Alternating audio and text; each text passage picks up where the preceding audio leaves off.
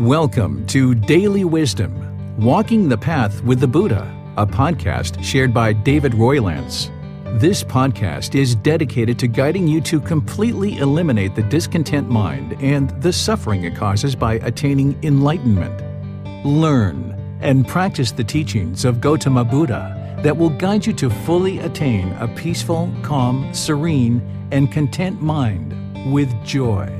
To support this podcast, visit patreon.com/supportbuddha or visit buddhadailywisdom.com, where you will discover a full range of courses, retreats, and online learning resources to assist you on the path to enlightenment. Now, here's our teacher to share more.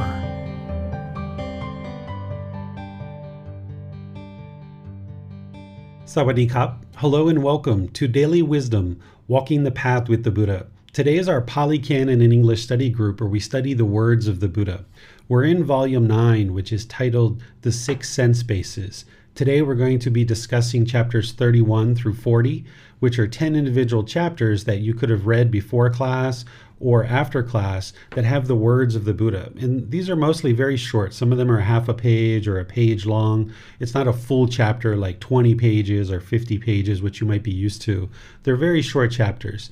So you have the words of the Buddha. You have a reference back to the Pali Canon if you'd like to go see the longer discourse. And then you have some teachings from me to help you further understand and certain things to think about as it relates to the Buddhist teachings. And today we're actually going to be reading through these as we go. So students that are in Zoom, if you guys would like to volunteer to read a specific chapter, we'll have students read each individual chapter, and then I will share teachings on that particular chapter, and then I'll open up to any questions that you guys might have. If this is your first time joining the Pali Canon English study group, welcome. Pleased that you're here. You can download all these books for free. You can also take that file and go print it. And you can also decide if you'd like to get a printed version from Amazon, whatever the equivalent is in your country. You can order these already pre-printed. And that way you'll be able to learn and progress, maybe reading the chapters before class, and you'll come to class with certain questions. So you just need to go to buddhadailywisdom.com and you'll see the links for the downloaded books. And you also have the links to Amazon.com. But if you're in a country that isn't served by Amazon.com, you can use the equivalent. You know, in Germany, there's Amazon, in Italy, and Australia, Japan, and all these other places. They have their own version of Amazon. So the way that we start our classes is we start with a brief meditation just to prepare the mind for the class so that you can clear out the mind, kind of like a little top-up. Just a short little meditation to prepare the mind for the class and to be able to retain the teachings for longer so that you'll be able to then apply the teachings in your daily life. The people who join this program are typically meditating 2 or 3 times a day, and they have a really well-established meditation practice. And this meditation that we do prior to class is just like a little top-up. It's not really a full-out meditation the way we might do when we're meditating by ourselves. So if you guys would like to take a meditation position, we'll go ahead and just do some very light guidance just to start our meditation today. And then afterwards, we'll move into studying chapters 31 through 40. So if you'd like to just start breathing in through the nose and out through the nose and establish your breath. I'm going to do some chanting and you're welcome to chant along. And then afterwards, I'll come back with some very brief guidance. Arahang Samma Sambuddho Bhagava Bhutang Bhagavantam Apivateyami Savakato Bhagavata Dhammo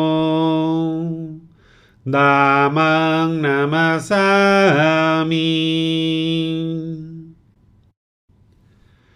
Supatipano Bhagavato Savaka Sangho Sanghang Namami นับโมตัสสะภะคะวะโตอะระหะโตสัมมาสัมพุทธัสสะนับโมตัสสะภะคะวะโตอะระหะโตสัมมาสัมพุทธัสสะนับโมตัสสะภะคะวะโตอะระหะโตสัมมาสัมพุทธัสสะอิติปิโสภะคะวะอะระหังสัมมาสัมพุทโธวิชาจารณังสัมมุโนสกขาโตโรกาวิโตอนุเตโรปุริสาดามาสติสัตตาตาวามนุสนังพุทโธภะคะวะติ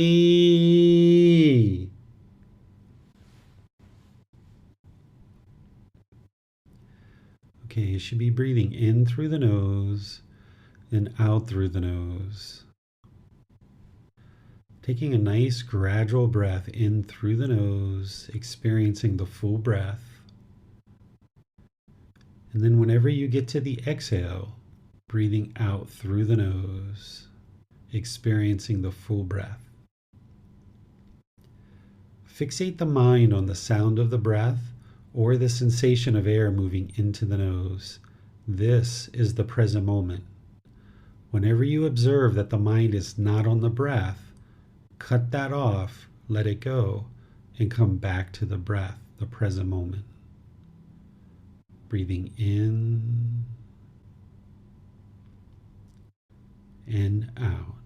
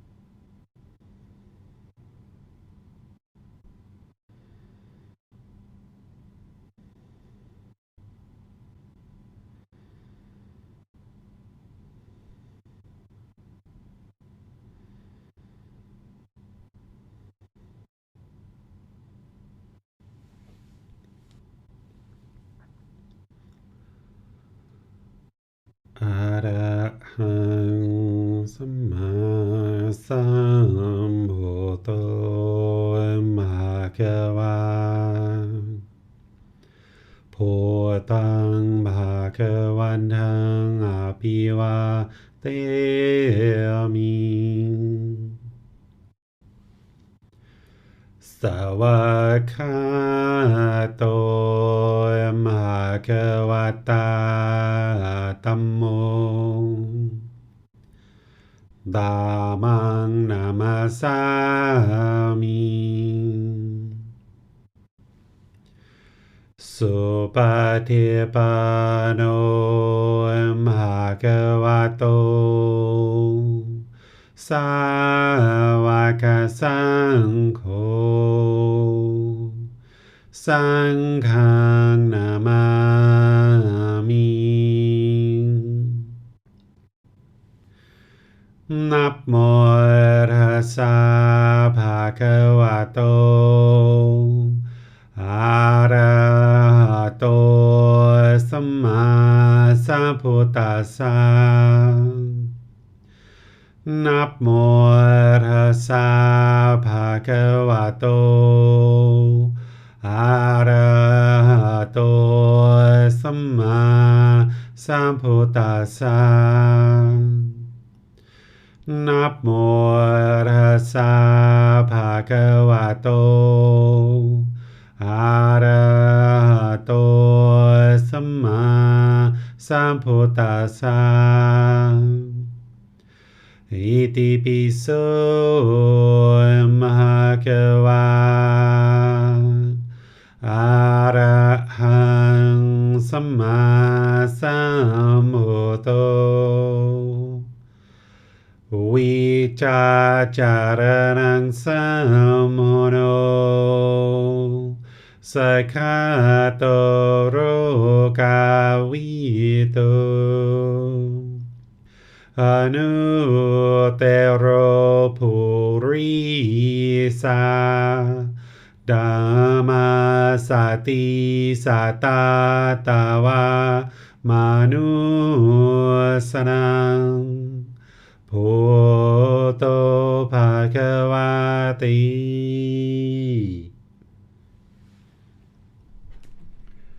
Okay, if you guys would like to slowly make your way out of meditation, we'll go ahead and transition over to our class to start reading the words of the Buddha in these chapters. We're in volume 9, starting in chapter 31. Our moderator, Miranda, is going to kind of conduct the class in terms of ensuring that we have people to read each chapter. And then after you guys read, I'll teach any teachings to kind of further elaborate on that chapter and then open up to any questions that you guys might have. So we'll go ahead and turn things over to all of you. Yes, sir. Could we have Jan read chapter 31, please? Thank you, Miranda. Only with sense control that one can fulfill the 4 foundations of mindfulness. Monks, save one and not give up 6 things. He cannot become one who resides in reflecting on the body as body. What 6? Excitement in activity, excitement in gossip, sleep, company, being without a guard on the sense doors, and immoderate in eating. Surely, monks, save one and not give up these 6. He cannot become one who resides in reflecting on the body as body. But one surely can if one gives up these 6. All right. Thank you, Jan. So here the Buddha is talking about the 4 foundations of mindfulness, which are the bodily sensations, the feelings that are experienced in the mind, the condition of the mind, and the mental objects that are deeply rooted in the mind, like ill will and sensual desire and complacency and things like this. In order to get to enlightenment, as part of the Eightfold Path, the practitioner, we need to develop awareness of the 4 foundations of mindfulness. That first foundation of bodily sensations, you need to be developing the ability to observe the bodily sensations that happen prior to the feelings of the mind, like anger coming into the mind. There's a bodily sensation that's happening in your body that is alerting you to this arising anger. The anger has not yet made it to the mind, but yet there's this bodily sensation, or this sadness or boredom or loneliness or fear. even happiness, excitement, elation, and thrill. There's some bodily sensation that is occurring before it becomes feelings in the mind. And then if you miss it as a bodily sensation, it becomes a feeling in the mind. And then if you miss it there, it affects the condition of the mind for multiple hours or days or a couple of weeks. And then it starts to form this mental object, which are much more difficult to uproot and eliminate from the mind. So in order to get to enlightenment, you have to be aware of these bodily sensations, which the Buddha is talking about body as body, one who resides in reflecting on body as body. What he's saying is one who is aware of these bodily sensations, because he also talks about someone who's aware of these bodily sensations, that discontentedness is arising before it becomes a feeling in the mind. He talks about how this person who is aware of the bodily sensations and can easily cut them off and let it go there, that they're very close to enlightenment. So you would need to develop the mind to have awareness of these bodily sensations through your meditation, through training the mind through breathing mindfulness meditation, and then by training the mind to let go, let go, let go, and keep coming back to the breath, you're more easily able to train the mind to not only be aware of these bodily sensations, but then when you observe anger is arising and you see this bodily sensation, you can cut it off and let it go there. And the more actively you can do that with all discontent feelings, pleasant feelings, painful feelings, and feelings that are neither painful nor pleasant, then the mind is getting close to enlightenment. And the Buddha is saying here is if you don't give up these 6 things, if you still hold on to these 6 things, you can't develop this awareness of the bodily sensations. So, i.e., you wouldn't be able to get to enlightenment if you didn't eliminate these things from the mind, which is excitement and activity, gossip, sleep, company or people who are visiting you, being without a guard of the 6 sense bases or the sense doors. Whenever you see the Buddha talk about a guard of the sense doors, he's talking about mindfulness. The sense doors are the eyes, ears, nose, tongue, body, and the mind. And through the eyes, you see certain forms. Through the ears, you hear certain sounds. Through the nose, you smell certain odors. Through the tongue, you taste certain flavors.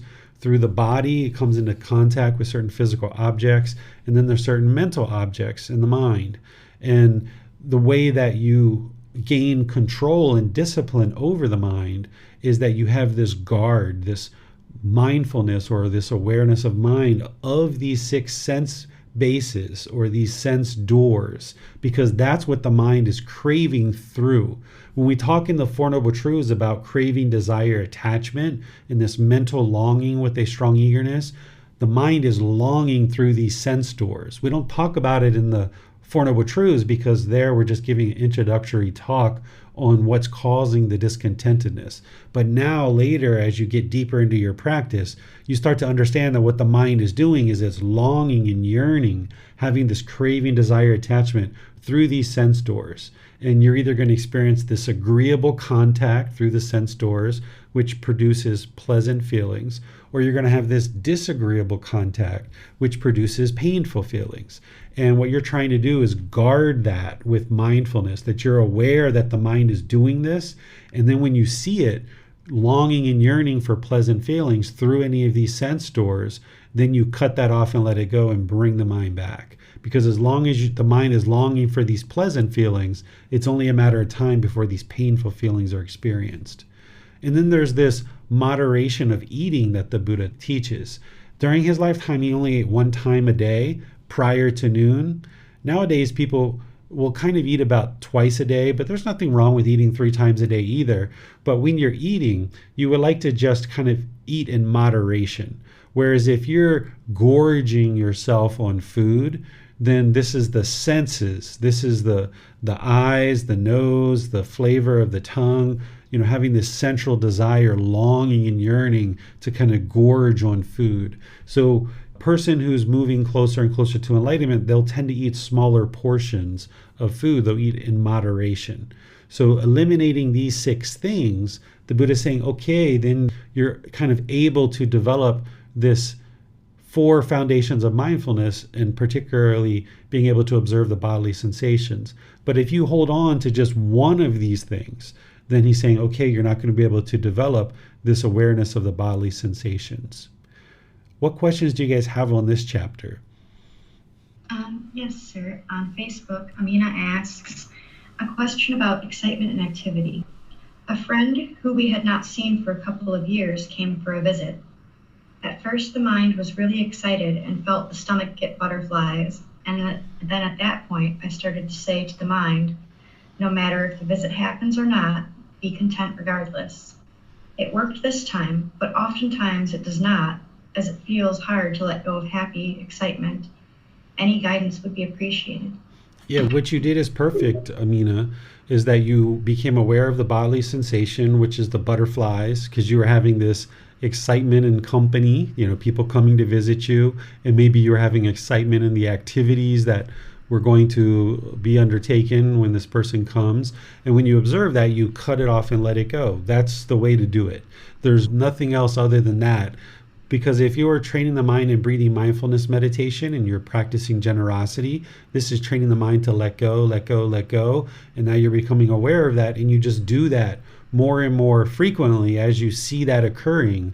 And then now you eventually get to the point where the mind is so well trained and so disciplined that it won't even have those butterflies or that arising of conditioned pleasant feelings or this conditioned excitement when somebody's coming to visit you or the activities that are coming. If they come, you're completely fine with that. If they don't come, you're completely fine with that, because you know it's impermanent and it's not going to always happen the way you want it to happen. So you get rid of that want, you get rid of that expectation, that mental longing and strong eagerness. Someone says they're coming to visit. Oh, great. That would be wonderful. Would be very pleased to welcome you to our home, or whatever you say, right? That'll be a very enjoyable time together. And if they come, then you enjoy that time together. And then when it's done, it's over with, and you move on.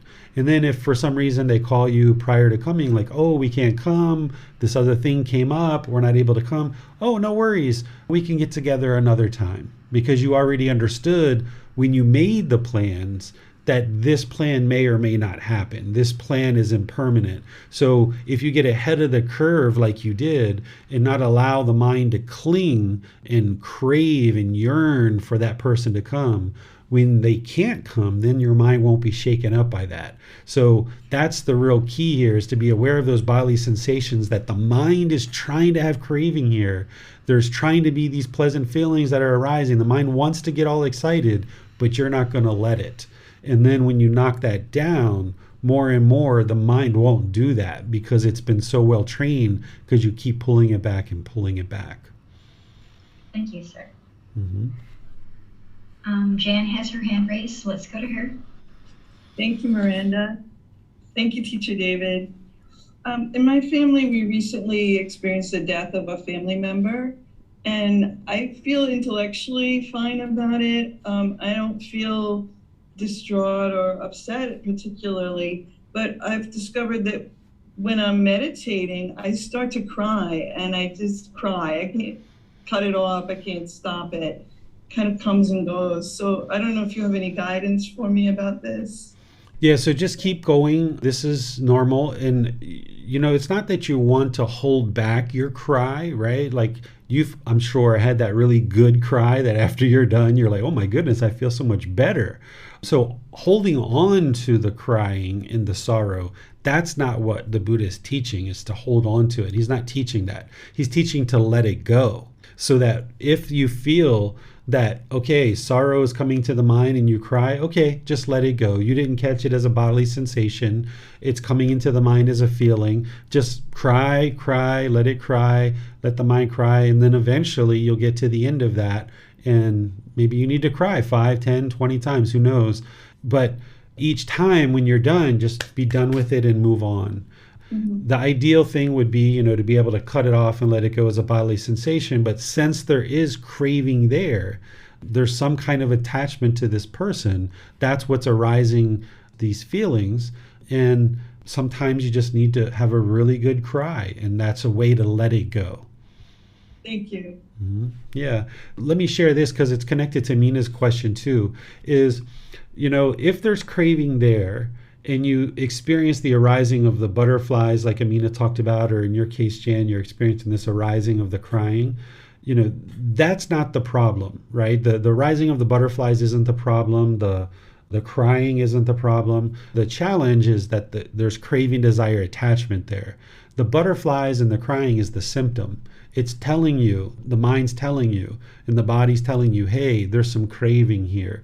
And then when you become aware of it, that's when you take action to cut it off and let it go. But because craving is gradually worn away, you can't just snap your fingers and eliminate it. That's why that meditation is there 2 or 3 times a day to gradually wear that craving away and all other cravings. And that's why you're always practicing generosity throughout your day, practicing generosity in multiple ways, because you're gradually wearing away that craving. So if you observe that there's a rising of craving, as you know, you're not a bad person, you haven't done anything wrong, you're not horrible at the path to enlightenment, you're not horrible at meditation. It's just where the mind is, and you can take note of that, like, oh, I'm having attachment to this person. Okay, I need to get rid of that. I need to clear that out. Or in Amina's case, she had maybe attachment to her friend or getting visitors or the activities that are going to occur. Okay, I see that. Now let me cut that off and let that go. So the fact that these things are arising, or just bringing to your awareness that these things are there, that this craving is there, that's the real problem, the real challenge. And now when you observe it, now you take action to eliminate it over consistent periods of training. And then you just gradually wear it away. It's almost like you've got this big pile of mud in your front yard, and you got to just keep spraying water on it until this mud just gradually wears away and wears away. There's no way to instantly get rid of this mud, right? You have to just keep dosing it with water and water and water, and just keep dosing it, and eventually it just gradually wears away and it's completely gone out of your front yard.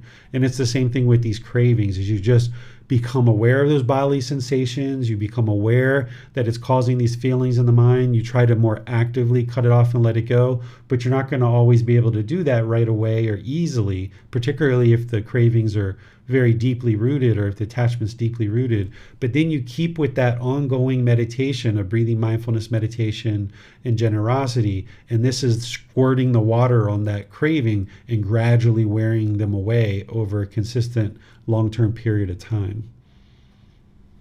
Thank you, sir. Also, when it comes to being immoderate in eating, it has been observed that throughout our life, and even really day to day, the amount of nourishment that the body needs is impermanent, it changes. And when we have situations like personally starting this new job, the physical activity has increased a lot.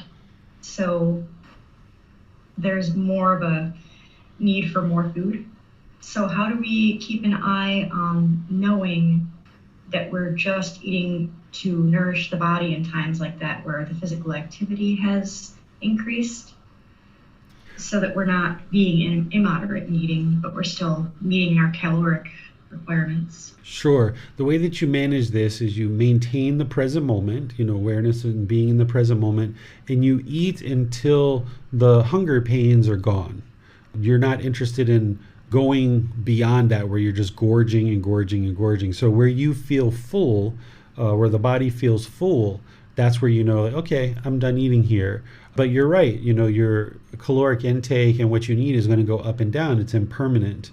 And one reason why people say the Buddha only ate one time during his lifetime is because they say that the food had a lot more calories during his lifetime. So like the broccoli that was growing 2,500 years ago versus the broccoli that's grown now, back then people say, okay, the soil was richer, the water was more pure, the environment was more pure, so that particular broccoli maybe had more calories. And then also you think about the activity level of a roaming ascetic who's meditating for a good amount of the time of their day, and they're teaching, kind of sitting in one place. They're a little bit more sedentary. But then there's certain times where he would walk long distances as well. So he needed to adjust and modulate his food as well. But what you do is you just don't overeat, where you've got this big bulging stomach and you're just gorging. What this helps you to do is to not eat out of emotions. Oftentimes, if we aren't aware of the food that we're eating and we don't eat in moderation, if you're feeling sad or lonely or bored, someone might turn to eating as a way to eliminate the loneliness, the boredom, or the sadness or the sorrow. Not realizing what they're doing is they're just turning to the sense base of the tongue to try to get these pleasant feelings, because an untrained mind, when they're feeling painful feelings, the only way that they know how to get rid of that is to long for pleasant feelings. And oftentimes it's food that people will turn to in order to get to those pleasant feelings. But that's all part of the problem, is that if we feel painful feelings of sorrow or boredom or loneliness, then turning to food to get to pleasant feelings isn't going to solve the problem. So if you understand to eat in moderation and that you're only eating to maintain the health and nourishment of the physical body, then when you experience painful feelings of sorrow or boredom or loneliness or whatever else might be in there, then you know turning to food isn't the answer here. The real answer is to get rid of the craving, desire, attachment. Thank you, sir. Mm-hmm. That appears to be all the questions that we have for this chapter. All right, move on to the next one. Okay, let's go to Donnie for reading chapter 32. Thanks, Miranda. Taints to be abandoned by restraining. What taints, monk, should be abandoned by restraining? Here a monk, reflecting wisely, recites with the eye sense base restrained, the ear sense base restrained, the nose sense base restrained, the tongue sense base restrained, the body sense base restrained, the mind sense base restrained. While taints, frustration, and unrest or anxiety might arrest in one who resides with the eyes sense base unrestrained, the ear sense base unrestrained, the nose, the tongue, the body, the mind sense base unrestrained. There are no taints, frustration, or unrest, anxiety in one who resides with the sense bases restrained. These are called the taints that should be abandoned by restraining. All right, thank you, Donnie. So here, what a taint is it's a pollution of mind. Specifically, there's 10 taints or 10 fetters that the Buddha taught to eliminate from the mind in order to get to enlightenment. This is what's polluting the mind and keeping it in the unenlightened state. In these 10 fetters, there's exact antidotes or remedies to these individual taints or pollutions of mind, or these fetters, this ball and chain that's keeping us trapped in the unenlightened state. One of the major taints or pollutions or fetters is what's called central desire. And these sense bases of the eyes, ears, nose, tongue, body, and mind is what the mind's longing through. So the Buddha is here explaining that you need to restrain these and pull them back. That's what you're doing when you're at the mall. If you're looking around and you see this handsome man or this beautiful woman and your eyes are like, whoa, look at that. That's the mind craving through the eyes to look at this beautiful woman or this handsome man. And where you see the mind doing that, you've got to pull it back. You've got to restrain it. Or you're walking down the street and you're seeing all these restaurants and this wonderful, amazing food. Maybe you just ate like 30 minutes ago or an hour ago and you're like, oh my goodness, I want to eat that so bad. That's the mind longing through the tongue, right? There's these different sense bases that the mind is going to long through. And what the Buddha is saying here is restrain the mind from that, pull it back. And when you can restrain the mind and have this discipline, the Buddha is saying, okay, there's no pollution there that's causing this frustration or this anxiety. Because as long as the mind is longing through these sense bases, sometimes it's going to get what it wants and it's going to get those conditioned pleasant feelings. But other times it's not going to get what it wants because of impermanence. And that's where the frustration is going to arise. That's where the unrest or the anxiety is going to arise. So as long as you allow the mind to long through these sense bases for pleasant feelings with this craving, desire, attachment, this mental longing, strong eagerness, you're not going to be able to satisfy that permanently. So therefore you're going to end up with these painful feelings. So the answer or the solution is to restrain the mind and pull it back when you see it doing those kind of things. You're still going to need to eat. You're still going to need to do different things in the world, but you can do that without craving, desire, attachment. What questions do you guys have here? It does not appear that we have any questions on this chapter, sir. Okay. And by the way, in this chapter, I put in the description from me the 10 fetters, and we're going to be covering this in the group learning program to a certain degree on next Sunday, not tomorrow, but the following Sunday. And I've also covered this recently in the group learning program, so you can actually look at the recording on that and understand what each one of these 10 fetters are, and the antidotes as well. All right, chapter 33. Okay, let's go to Allie to read chapter 33. Thanks to be abandoned by removing. What thank, monk, should be abandoned by removing? Here a monk, reflecting wisely, do not tolerate an arisen thought of sensual desire. He abandoned it, removed it, does away with it, and obliterate it. He does not tolerate an arisen thought of ill will, thought of cruelty, evil, unwholesome state. He abandoned them, removed them, does away with them, and obliterate it. Why attain? Frustration and unrest, anxiety might arise in one who does not remove these thoughts. There are no pain, frustration, and unrest, anxiety in one who removes them. These are called the pain that should be abandoned by removing. All right, thank you, Ali. So here, once again, taints, or that pollution of mind, the fetters is what the Buddha is talking about. But specifically, he goes into these three, I think it's three here that he talks about: sensual desire, ill will, and cruelty. These relate to the step of the Eightfold Path that's called right intention. In right intention, he teaches three aspects to the right intention, or the right thought, or the right thinking that we need to develop in order to progress through the path to enlightenment until we are able to fully perfect each step of the Eightfold Path, moving the mind to enlightenment. He talks about the intention of renunciation or relinquishment or letting go. That's related to sensual desire, eliminating sensual desire. And then he talks about the intention of non-ill will, or practicing goodwill. And then he talks about the intention of harmlessness. That's eliminating this thought of cruelty. If we're practicing harmlessness, or the intention of harmlessness, then we've eliminated that thought of cruelty. So here he's saying that we need to remove all three of these things, and the way that you do that is through practicing right intention and training the mind through breathing mindfulness meditation to eliminate sensual desire, and practicing generosity and restraining the mind and pulling it back, cutting it off when you see it longing through these sense bases. So that helps to eliminate the sensual desire. The ill will gets eliminated by practicing loving kindness meditation. And then as you practice that in meditation, then in daily life, you go out into the world and you practice being polite, kind, friendly, respectful through your intentions, your speech, and your actions with all beings.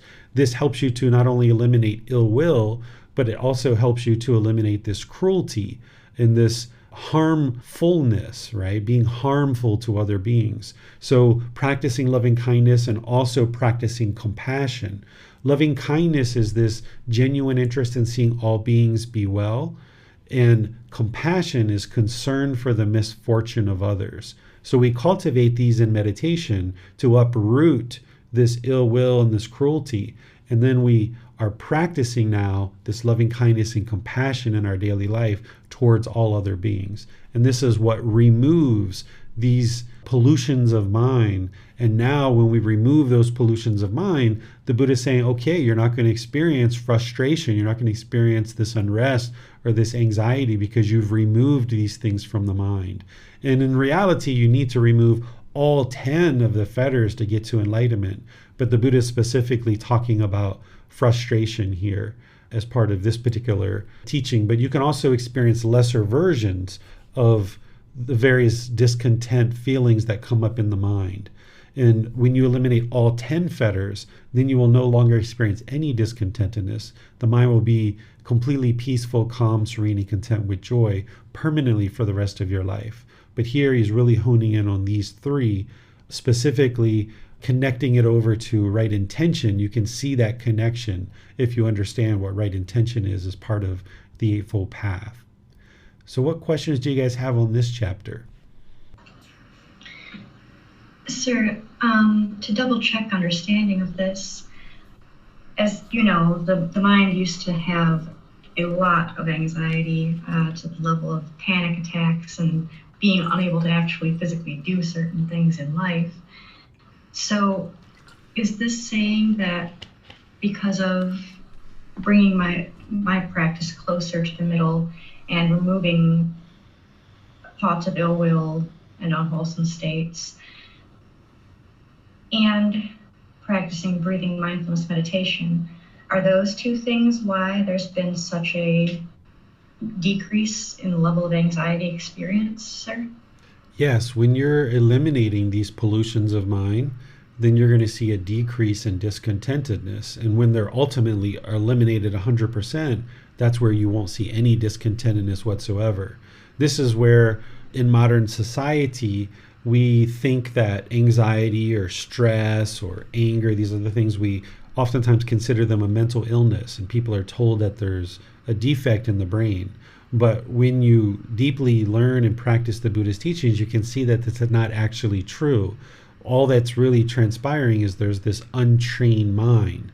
And because the mind isn't disciplined and it has these pollutions in there, that the mind gets shaken up and it experiences anxiety and experiences other discontent feelings. And when you uproot these pollutions or these taints and you eliminate them from the mind, then the mind comes into this middle way where it's now stable and steady, and you've got this discipline over the mind, and you won't experience any anxiety at all. You know, right now you're experiencing a diminishing amount of anxiety. You've been practicing about 1.5 years, I think, with me, and I know you were practicing before that. But now you're really getting the Buddhist teachings, and you're able to see these more significant improvements because you're studying with the words of the Buddha. And that progress, continuing to do what you're doing, you'll see that progress continue, where if you ultimately get to enlightenment, there'll be no stress, no anxiety, no frustration, not even the slightest annoyance in the mind.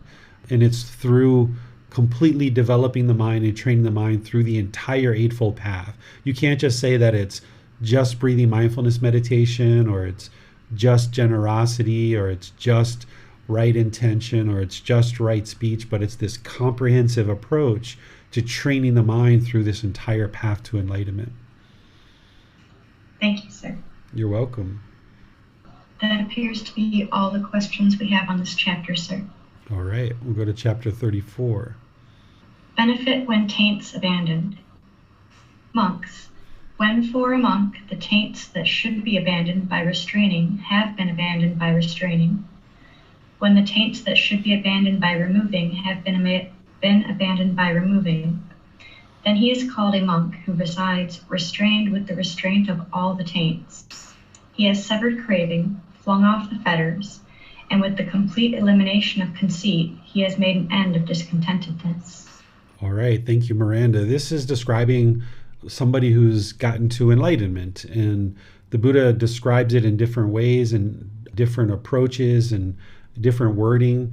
But here he's specifically talking about severing craving, which is the elimination of craving, desire, attachment, the elimination or the flinging off, which I really like that language, flinging off the fetters, which are those 10 fetters, 10 individual pollutions of mind.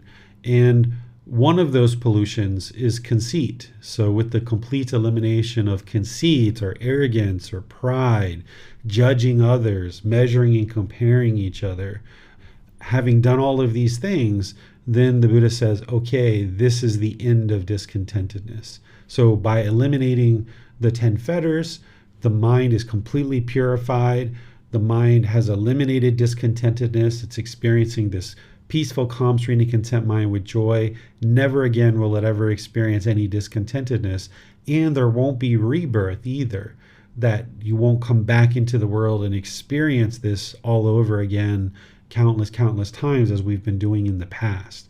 So once you get to the end of discontentedness, you'll know, 1 year, 2 years, 3 years, you haven't had any discontentedness whatsoever. The mind's just been completely peaceful, calm, serene, content, joyful, nothing shakes it up. Things that in the past would have shaken up the mind with anger and frustration, none of that arises whatsoever, because all this pollution of mind is gone. And you'll know that you made it to enlightenment and the mind is enlightened. But I don't suggest you ever convince yourself of that, because that's where the conceit can kind of come back in. And if there's conceit there, then the mind isn't enlightened. Because if there's arrogance and pride, then the mind's not enlightened. And oftentimes, if we convince the mind that it's enlightened, there can be this complacency. So you might go 3 months or 6 months of a lot of peacefulness in the mind, a lot of joy in the mind. And if you start convincing yourself that you're enlightened, then boom, something happens and it's like, you're not enlightened as you thought you were, or were you? You were going around thinking you were Mr. Big Shot for 3 months or 6 months, and here comes some discontentedness. So when you observe that the mind is starting to get these longer and longer windows of peacefulness and joyfulness in the mind, 3 months, 6 months, just, okay, things are headed in the right direction. Don't try to convince yourself that you're enlightened or anything like that. Just keep moving along. They have this saying, before enlightenment, chop wood and carry water. After enlightenment, chop wood and carry water, right? Just keep doing all the normal things that you're doing as part of your life. Because if you're getting these longer and longer windows of peacefulness and joyfulness in the mind, then your life is becoming really well sorted out. There's a lot of peacefulness going on a daily basis. And any kind of arrogance or pride that comes in, or any kind of complacency, is just going to shake that up. So just keep doing the things that you're doing, and then observe this time getting longer and longer and longer. And there can be this little ickiness that comes in. There can be these little annoyances every once in a while, but then the mind's just dealing with that. They're very minimal, and you're getting these continuous longer periods of peacefulness in the mind. And this is that light flickering that I call it, that, when you turn on a light, it might flicker for a while before it comes on and it's completely on. So you'll get these long periods of time, maybe 3 months or 6 months, where you think the light's on, but then you'll get these, ickiness or this annoyance, and it's like, the mind's not enlightened yet. So then you just deal with that, get over it, move to the next thing, and then now the light feels like it's back on. And you'll see this flickering, you'll get these glimpses of what enlightenment is like before you get that 1 year, 2 year, 3 years of no discontentedness whatsoever. What questions do you guys have on this chapter? It appears we don't have any questions on this chapter, sir. All right, so we'll move to the next one, which is chapter 35. Okay, let's go to Jan to read chapter 35. Thank you, Miranda. Spelling the contact. Monks, consciousness comes to be based on two things. And how, monks, does consciousness come to be based on two things? Consciousness is based on the I and forms. There arises I consciousness. The I is impermanent, changing, becoming otherwise. Forms are impermanent, changing, becoming otherwise. Thus, these two things are moving and fluctuating, impermanent, changing, becoming otherwise. I consciousness is impermanent, changing, becoming otherwise. The cause and condition for the arising of I consciousness is also impermanent, changing, becoming otherwise. When, monks, I consciousness has arisen based on a condition that is impermanent, how could it be permanent? The meeting, the encounter, the combining of these three things is called eye contact. Eye contact too is impermanent, changing, becoming otherwise. The cause and condition for the arising of eye contact is also impermanent, changing, becoming otherwise. When, monks, eye contact has arisen based on a condition that is impermanent, how could it be permanent? Contacted, monks, one feels contacted, one craves, contacted, one perceives. Thus, these things too are moving and fluctuating, impermanent, changing, becoming otherwise. Similar discourses were cited in the case of ear consciousness, nose consciousness, tongue consciousness, body consciousness, and mind consciousness. In dependence on the ear and sounds, there arises ear consciousness. In dependence on the nose and odors, there arises nose consciousness. In dependence on the tongue and flavors, there arises tongue consciousness. In dependence on the body and physical objects, there arises body consciousness.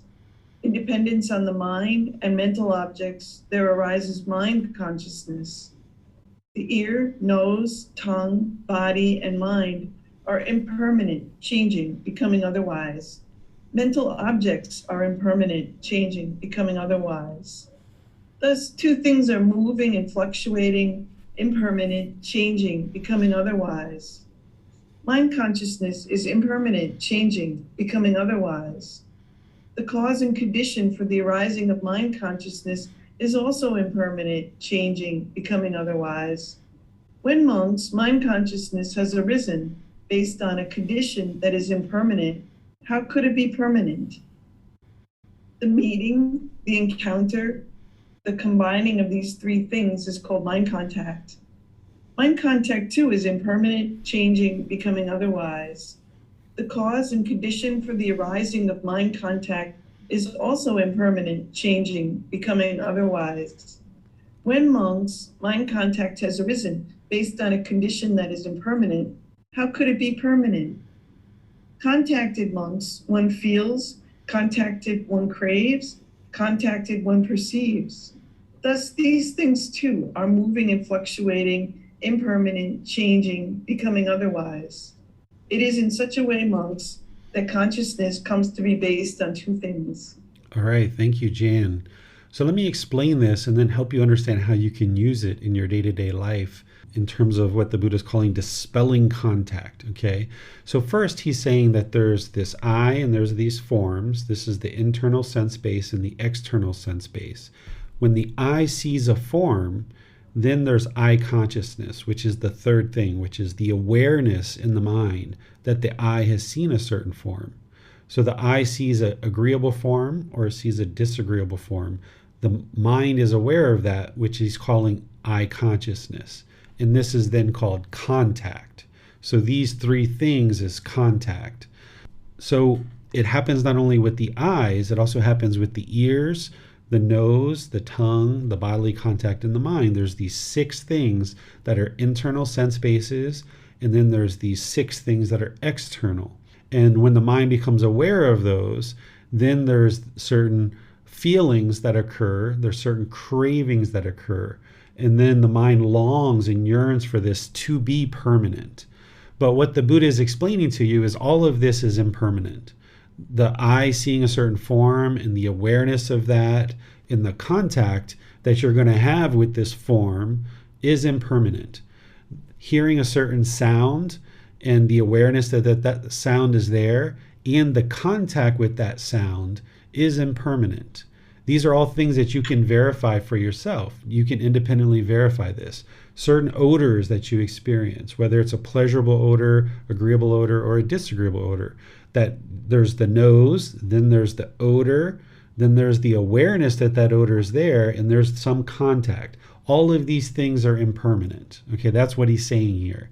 The way that you use this is that whenever you are in a situation and you observe something through the eyes, or you hear something in the ears, or the nose, the tongue, all of these 6 sense bases, and you feel the mind longing, or even you don't feel the mind longing, just know that this is impermanent.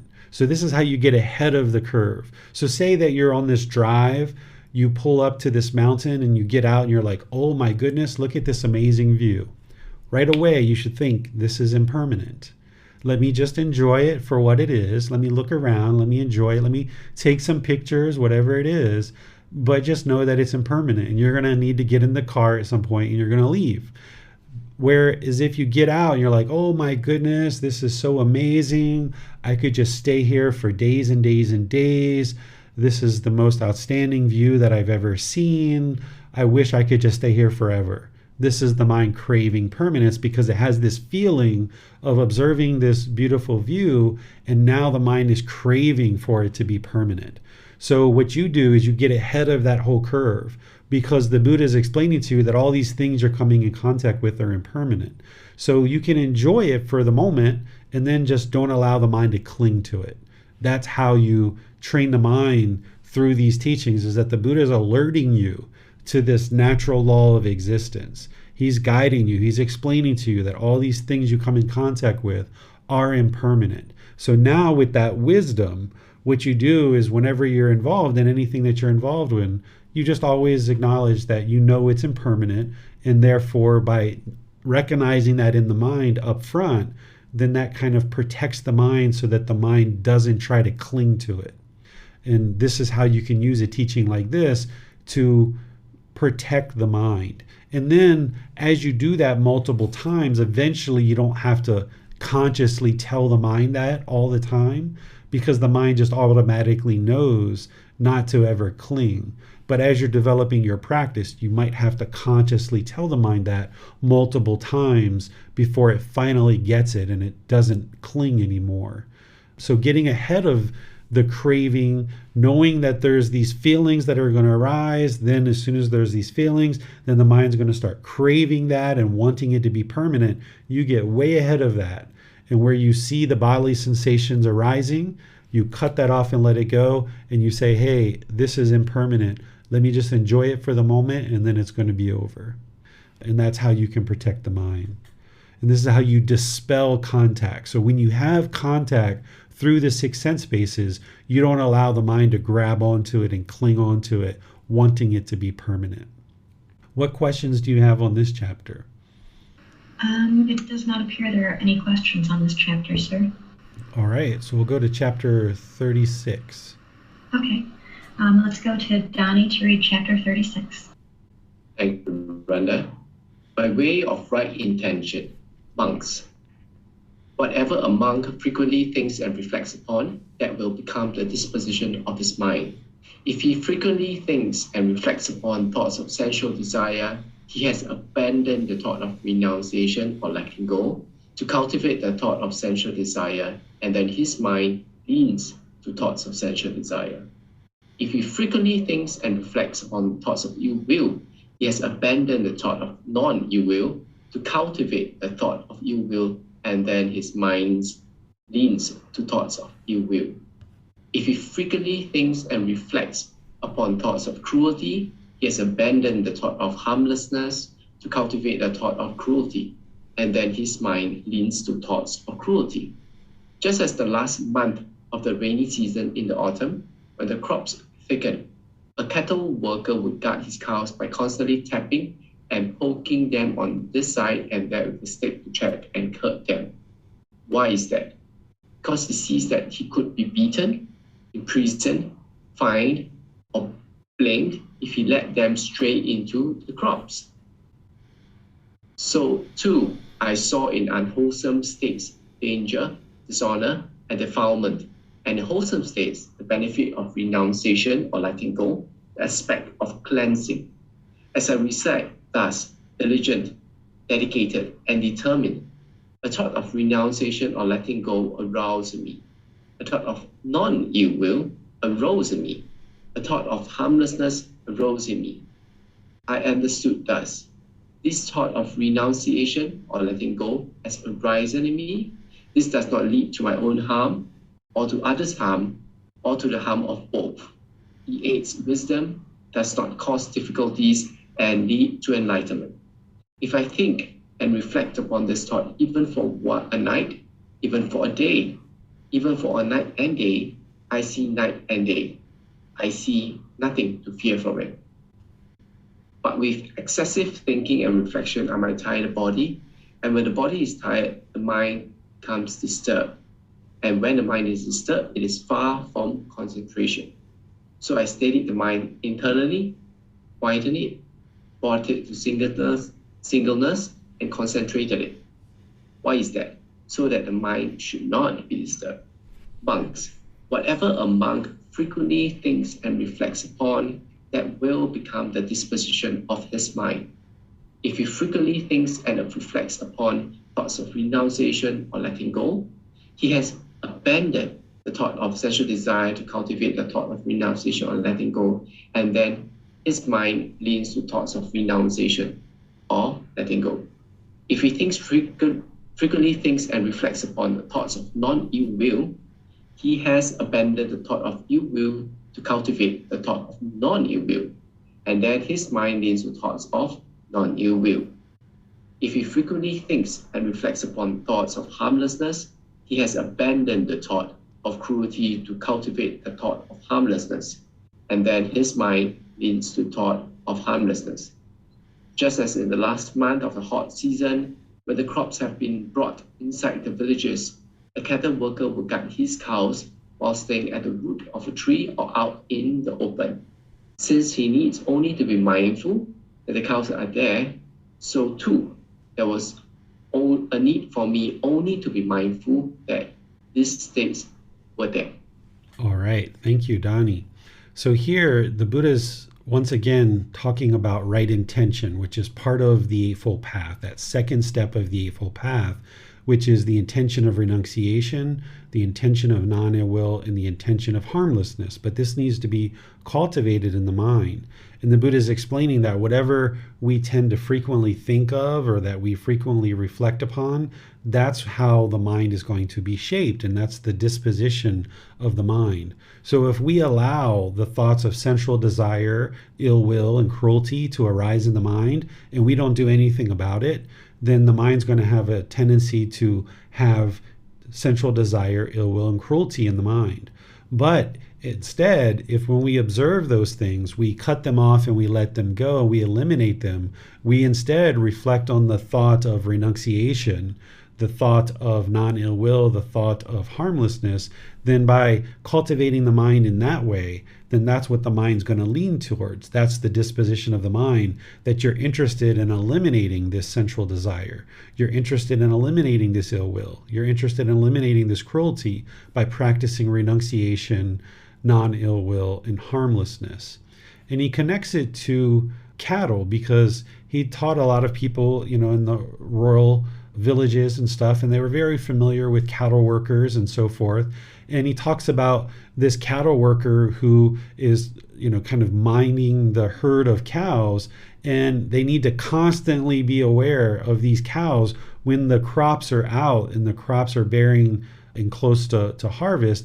He needs to ensure that the cows are not eating this food, because if the cows trample over the crops of the farmers, that cattle worker is going to get into a lot of trouble. He's going to have a lot of problems.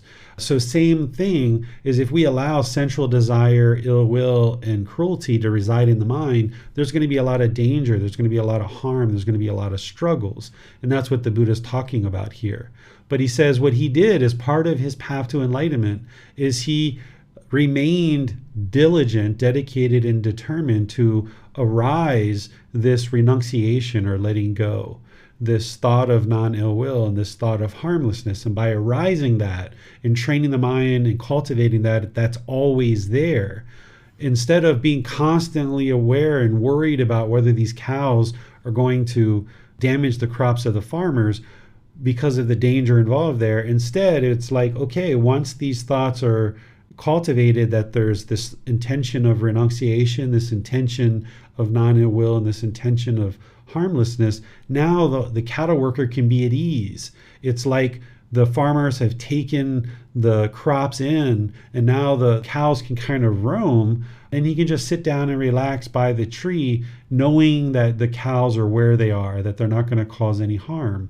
Same way as when you cultivate renunciation, non-ill will, and harmlessness, you can reside at ease, because you know that any unwholesome states that arise, you're going to practice renunciation or letting go. You're practicing non-ill will or loving kindness in all situations that you're interacting with people. And you're practicing this harmlessness amongst all people. And when you're practicing this intention of renunciation, non-ill will, and harmlessness, now your speech and your actions and your livelihood, your moral conduct is going to emanate from that. And now you can be at ease because you know you're not causing harm to anyone in the world. The mind, it doesn't need to be shaken up. So when you go this extended period of time, a year, 2 years, 3 years of cultivating this Eightfold Path, particularly what he's talking about here is right intention, you can get to the point where the mind is at ease. You realize that you're not causing any harm to anyone in the world, and no harm is coming back to you. And you see that over extended periods of time. And this is where your life becomes very peaceful, and the mind becomes very peaceful, because you're now practicing these wholesome qualities. And you can be at ease, much like this cattle worker that doesn't have to be worried about his cows, because there's no crops, that his cows can just kind of roam freely, so to speak. What questions do you guys have on this chapter? Yes, sir. Is this also speaking to right effort a little bit? Because we have to put effort into arising wholesome thoughts and cutting off unwholesome thoughts. So when reading this, the mind just kind of goes to, okay, well, this is also right effort to have right intention. Yes, whenever you see talking about diligence and dedication and determination, there's going to be a certain amount of right effort involved, because when you're cultivating the wholesome and you're eliminating the unwholesome, there needs to be right effort there in order to accomplish that. And then is this also speaking here about having our practice be in the middle, not excessively trying, but not being negligent? Just because of the part where he says that excessive thinking and reflection, I might tire the body, and that paragraph there, is that talking about keeping our practice in the middle, sir? Exactly, because if there's craving, desire, attachment, like I want to get to enlightenment so badly, or I want to get rid of these unwholesome qualities, or I want to cultivate these wholesome qualities, that's the craving, desire, attachment, and it's going to cause this excessive thinking, and it's going to not only tire the mind, but it's going to tire the body. But then also, if there's this complacency where there's lack of dedication, determination, and diligence, you're not going to be able to get to enlightenment either. So that's that middle, the dedication, the determination, the diligence, that you stay actively involved in working towards the goal as an objective and as an interest. You're aspiring to eliminate this unwholesome qualities, and you're aspiring to cultivate these wholesome qualities, and you know that it's going to be a certain journey. It's going to take multiple years. It's not going to be just 1 month or 1 week of getting to enlightenment, but it's going to involve developing a life practice. Yes, sir. Thank you, sir. Mm-hmm. It doesn't appear there are any more questions on this chapter, sir. All right, so we'll go to chapter 37. This one's a pretty long one, about 4 pages long. Who's planning to read that? Allie was set to read chapter 37. I didn't mention to you before class, Miranda, that I was going to suggest that I read this one because it's so long and he's talking about so many different things, that I was thinking that maybe I should read it so that I can read a little bit, teach a little bit, read a little bit, teach a little bit. But if Allie, if you would like to read it, you're more than welcome. No, I'm good with that. Thank you, Teacher David. Okay. Please do read. Okay, I'll go ahead and read a little bit, then I'll teach, and read a little bit and teach, because there's a lot of different things that the Buddha is talking about here. So the title of the chapter is One Who Dismantles, Not Builds Up, Abandons, and Not Clings to the 5 Aggregates. So the 5 aggregates are what we call form, feeling, perceptions, volitional formations, and consciousness. These are the 5 things that the Buddha describes that a living being is going to have. These 5 things. A living being is going to have physical form. They're going to have feelings. They're going to have perceptions, which perceptions are like the way things seem or the way you believe things to be in the world. Then there's volitional formations, which are choices and decisions. And then there's going to be a consciousness, which is the mind. So as you know, human beings have physical form, we have feelings, we have certain perceptions, the way things seem to be in the world, we have volitional formations or choices and decisions, and we have a consciousness, we have a mind. And animals have these as well. And hell beings, well, they don't have physical form, but they have formless, afflicted spirits, and heavenly beings as well, right? But in terms of the 5 aggregates, we see those in animals and humans in terms of the physical form. But something like a tree or a plant, like a pumpkin or a broccoli or something like this, they have physical form, but they don't have feelings, they don't have perceptions. Like one broccoli plant's not looking at the other broccoli plant and like, I think your leaves are too green. Why are your leaves so green? They shouldn't be that green. They don't have certain opinions and views of another plant, or they're not thinking like, the sun's kind of bright today. I think it's too bright. And they also can't make choices or decisions or these volitional formations. A broccoli plant can't decide that I'm going to pick myself up, make this choice or decision and, walk 100 feet or 100 meters or 100 yards down the road and replant myself. A broccoli plant can't make those decisions. And there's no consciousness, there's no mind there. So the Buddha here talking about the 5 aggregates are these 5 things: form, feelings, perceptions, volitional formations, and consciousness. This is what determines what a living being is. So he says, monks, those ascetics and Brahmins who recollect or recall and remember their countless past lives, all recollect the 5 aggregates subject to clinging, or a certain one of them, right? So in order for there to be existence in a past life, there would need to be these 5 aggregates. What 5? When recollecting thus, monks, I had such form in the past. It is just form that one recollects. When recollecting, I had such feeling in the past. It is just feeling that one recollects. When recollecting, I had such a perception in the past. It is just perception that one recollects. When recollecting, I had such volitional formations, choices, decisions in the past. It is just volitional formations that one recollects. When recollecting, I had such consciousness in the past. It is just consciousness that one recollects. And why, monks, do you call it form? It is deformed, monks. Therefore it is called form. Deformed by what? Deformed by cold, deformed by heat, deformed by hunger, deformed by thirst, deformed by contact with flies, mosquitoes, wind, sun, and serpents.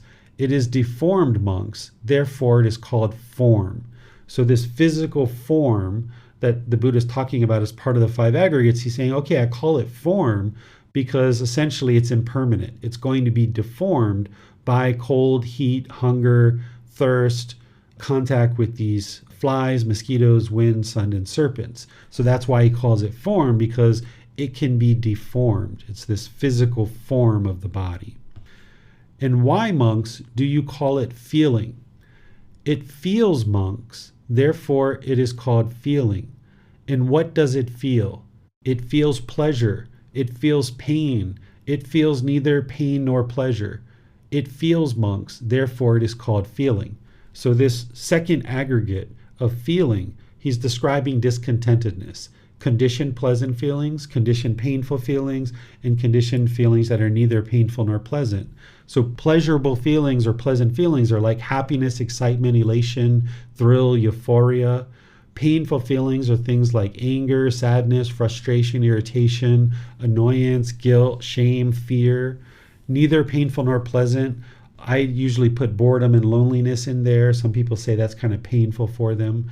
But maybe shyness, if you think about shyness, it's not painful, it's not pleasurable. Or if you're on a bus and somebody that you don't know comes and sits really, really close to you, maybe their body's touching your body, it's not painful, it's not pleasurable. It's neither painful nor pleasure. It's kind of uncomfortable is what that is. So a being who has this aggregate of feeling, they're going to experience in the unenlightened state these pleasant feelings, painful feelings, and neither painful nor pleasant. But by the time a being gets to enlightenment, they're no longer experiencing these conditioned feelings anymore. The mind is just peaceful, calm, serenely content with joy all the time. And why, monks, do you call it perception? It perceives, monks. Therefore, it is called perception. And what does it perceive? It perceives blue. It perceives yellow. It perceives red. It perceives white. It perceives, monks. Therefore, it is called perception.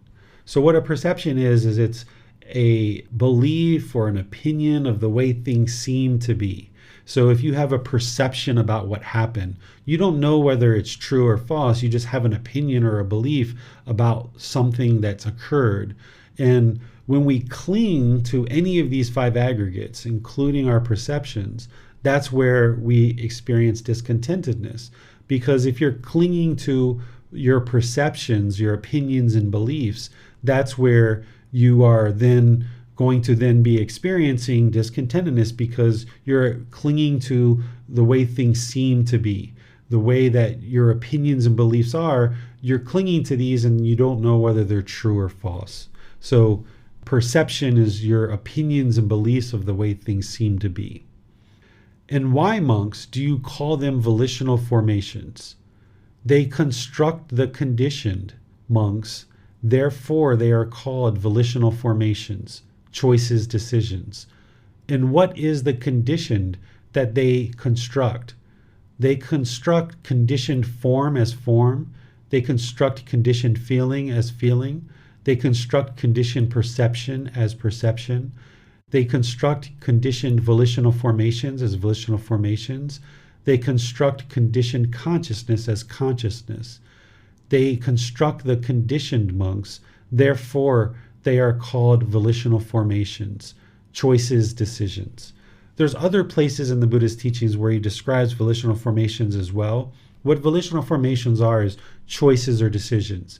If you're making choices and decisions now about something that's going to happen 3 months from now, and then you hold on and you cling to that choice and decision, even though things have changed between now and 3 months from now, as long as you hold on to that volitional formation and you're unwilling to change and understand the impermanence, then by clinging to your decision, it's going to produce discontentedness in the mind.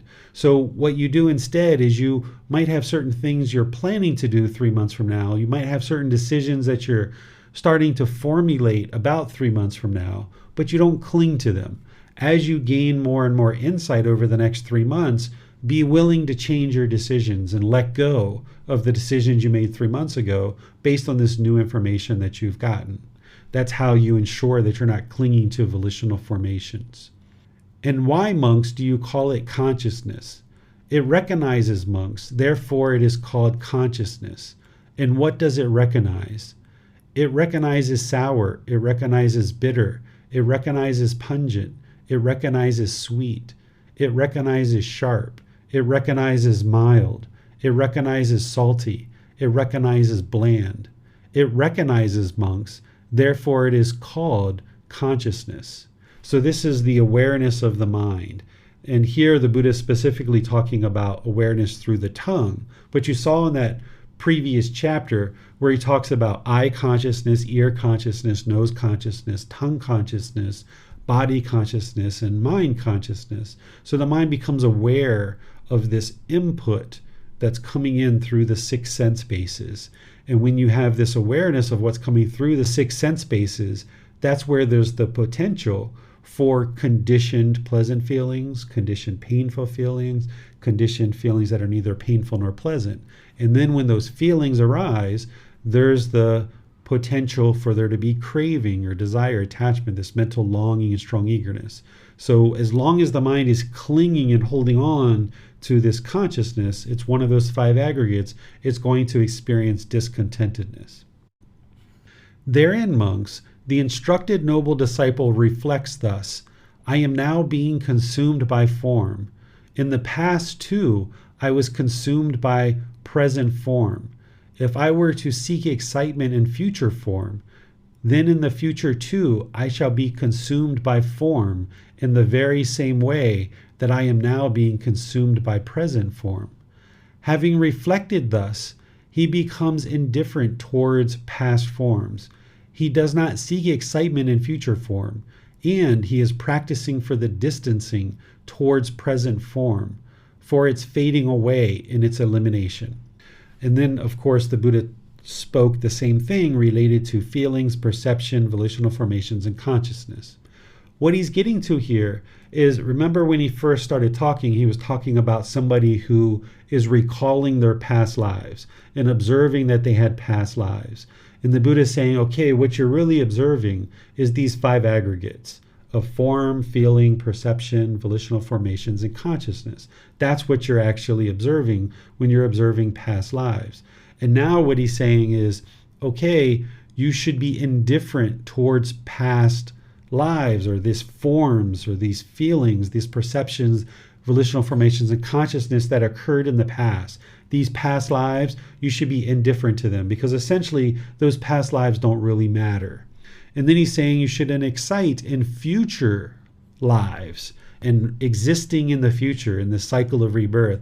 He says, exciting in this future form or these future lives, that's going to keep you trapped in this cycle of rebirth, because as long as you're clinging and wanting and desiring for there to be a future life, then there's craving in the mind, there's going to be future existence. So what he's suggesting that someone does is they practice for the distancing towards present form. So this present form as a human being that you are now, the Buddha is saying, okay, distance yourself from that. No longer see it as this is something that you're craving, you're desiring, you're wanting to exist in this physical form. Instead, start distancing the mind from that and seeing that that's problematic, that that's the real struggle, that as long as there's existence in some physical form, then there's going to be this discontentedness. There's going to be this sorrow, this sadness, this grief, this despair. So develop and cultivate the mind where you're fading away and eliminating this desire for future rebirth. That's what he's essentially getting to here in this first part. And now he's going to basically say, the reason why is because all of this stuff is impermanent. That as long as you cling to form, feelings, perceptions, volitional formations, and consciousness, as long as you cling to these things, because they're impermanent, it's going to cause discontentedness. So what do you think, monks? Is form permanent or impermanent? Impermanent, Venerable Sir. Is what is impermanent discontentedness or contentedness? Discontentedness, Venerable Sir. Is what is impermanent discontentedness and subject to change fit to be regarded thus? This is mine, this I am, this is myself? No, Venerable Sir. So here he's showing that physical form is impermanent. As long as we cling to it, there's going to be discontentedness. And as long as we think that this physical form is who I am as a person, this is myself, then there's going to be discontentedness. So he's kind of pointing to the universal truth of non-self here in this third question that he asks. Right? So this is helping the mind to recognize that this physical form is impermanent. As long as I cling to it, there's going to be discontentedness. As long as I think that this physical body is me and who I am as a person, this is mine, this I am, this is myself, then there's going to be discontentedness. So why cling to any of this stuff? And then he goes through all the other 5 aggregates talking about the same things. So don't cling to the feelings because they're impermanent. It's going to cause discontentedness.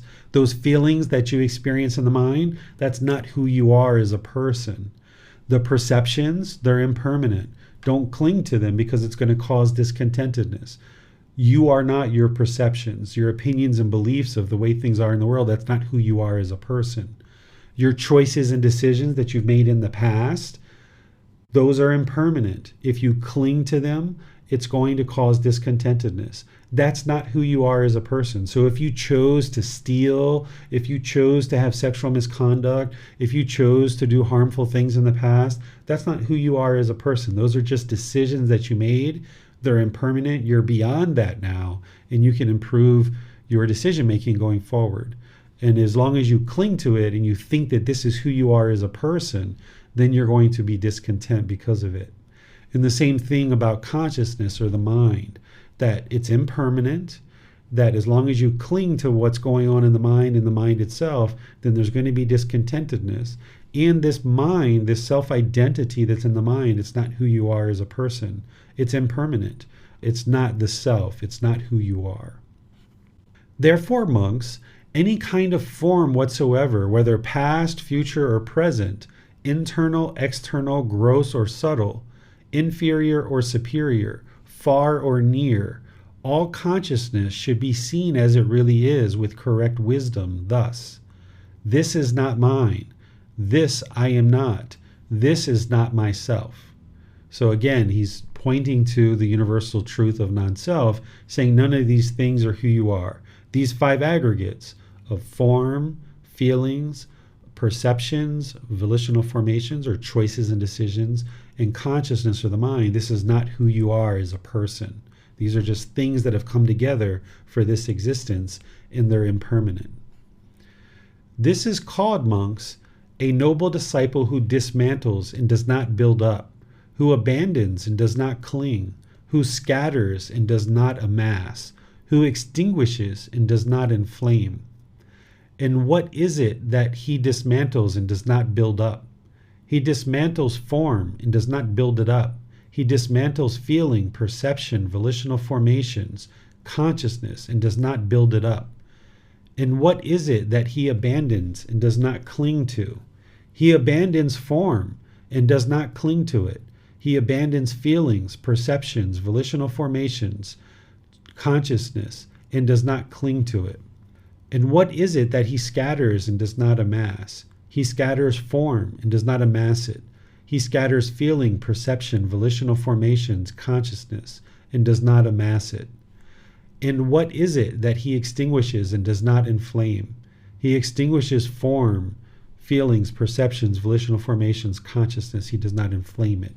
So these are things that I already talked about not clinging and holding on to these things. Seeing thus, monks, the instructed noble disciple experiences fading away of strong feelings towards form, fading away of strong feelings towards feeling, fading away of strong feelings towards perception, fading away of strong feelings toward volitional formations, fading away of strong feelings toward consciousness. Experiencing fading away of strong feelings, he becomes free of strong feelings. Through freedom from strong feelings, his mind is liberated. When it is liberated, there comes the knowledge it's liberated. He understands. Destroyed is birth. The holy life has been lived. What had to be done has been done. There is no more for this state of being. So here he's talking about someone who doesn't cling to the 5 aggregates. Then there's this fading away of strong feelings, that the discontentedness is gradually diminishing. That's what I describe it as, this discontentedness gradually diminishing. The Buddha talks about it as fading away of strong feelings, and then being free from strong feelings, meaning discontentedness is eliminated. Now there's freedom from strong feelings. The mind is liberated. This is enlightenment. The mind is liberated. It's free. It no longer has these pleasant feelings, painful feelings, and feelings that are neither painful nor pleasant, these conditioned feelings. It's just always peaceful, calm, serenity, content with joy. It's liberated. When it is liberated, there comes the knowledge it is liberated. That's what I say, that when you go 1 year, 2 years, 3 years without any discontentedness, you know that the mind is liberated because you observe that there's no more discontentedness. And once you observe that there's no more discontentedness, then you know that there's no longer going to be rebirth. Destroyed is birth. That you've lived this holy life. What had to be done has been done. You've meditated, you've practiced generosity, you've done loving kindness, you've developed your practice really well, you're practicing all those 8 steps of the Eightfold Path, you've brought your life practice up to the point where you're always practicing right intention, right speech, right action, right livelihood, and all the others. It's effortless for you by this time, that the mind is just effortlessly practicing this. So what had to be done has been done. There's been this deep training of the mind. There is no more for this state of being. There's no more existence. Once the mind gets to that enlightened mental state, it's no longer going to experience this misery and pain of existence ever again. This is called, monks, a noble disciple who neither builds nor dismantles, but who resides having dismantled, who neither abandons nor clings, but who resides having abandoned, who neither scatters nor amasses, but who resides having scattered, who neither extinguishes nor inflames, but who resides having extinguished it.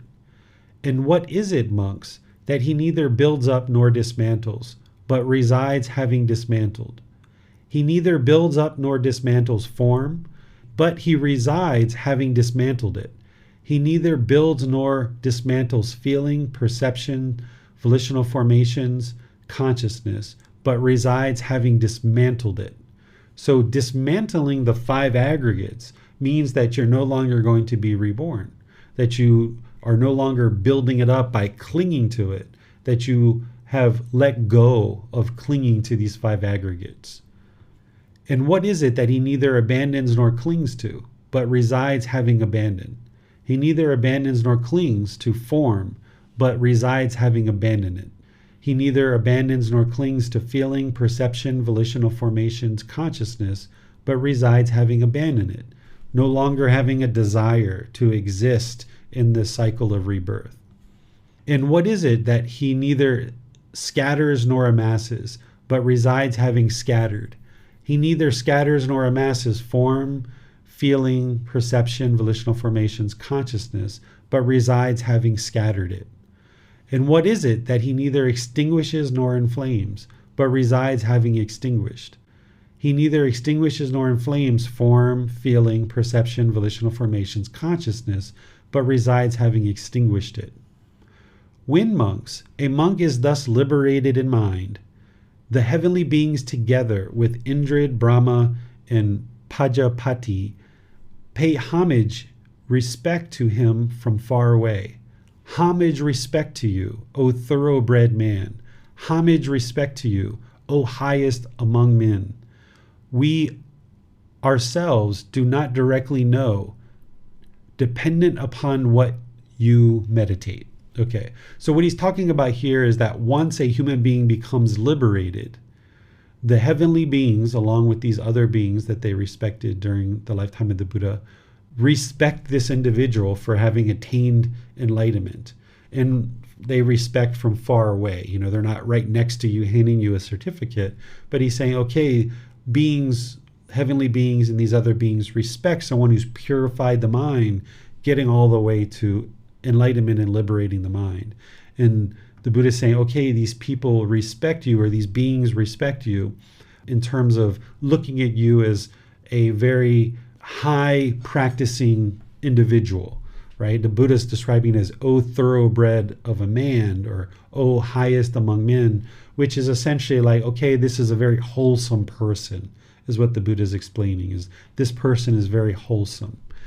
We ourselves do not know directly, right? Because heavenly beings are still in existence. They haven't attained enlightenment yet. So they don't know directly what enlightenment is. So we ourselves do not know directly what enlightenment is, dependent upon what you meditate. So depending upon how you meditate and how you practice these teachings is going to determine how the mind comes into this enlightened mental state. So what questions do you guys have on this chapter? It's a very long one. It appears we don't have any questions on this chapter at this time, sir. Okay, I think I just saw Jan's hand went up. Yes. Yes, it's good. Thank you. Thanks, Miranda. Thank you, Teacher David. I do have a question about the discussion about making choices, because it seems to me that we do have to make choices. You make a choice whether to walk into the path of a car or not do that, right? For example, you make a choice to eat or not eat. And so I wonder if you could just talk about that a little bit. I understand, I think that the Buddha's talking about choices in a different way, but it seems after enlightenment, you still do have to make choices. Yeah, the difference is you're not clinging to them, right? Here, the title of this, where the Buddha talks about not clinging to the 5 aggregates. When you're enlightened, there's still going to be physical form. There's a physical body, but you're not clinging to it. So, oh my goodness, I got a wrinkle. Oh my goodness, I got a gray hair. That's clinging to the 5 aggregates, the aggregate of form. The mind becomes discontent because you've gained a little bit of weight, or you got a wrinkle, or you got a gray hair. So there's still going to be physical form. There's still going to be these other aggregates there, but your mind isn't clinging to them and holding on to them. So you're still going to be making choices and decisions, but you're not clinging to them, that you're completely comfortable with letting things go and realizing that you need to make decisions in the present moment not necessarily clinging to decisions that you've made in the past about things that are going to occur now in the present moment. Thank you. That's helpful. You're welcome. Also, sir, is it common when a practitioner begins to see past lives to at first have some kind of emotions associated with observing those? Or is that generally when one is further along the path and they aren't going to have those initial emotions when observing past lives? Yeah, you can very easily have emotions in seeing past lives, because this is like proof positive that the cycle of rebirth is really true. So there can be all kinds of emotions.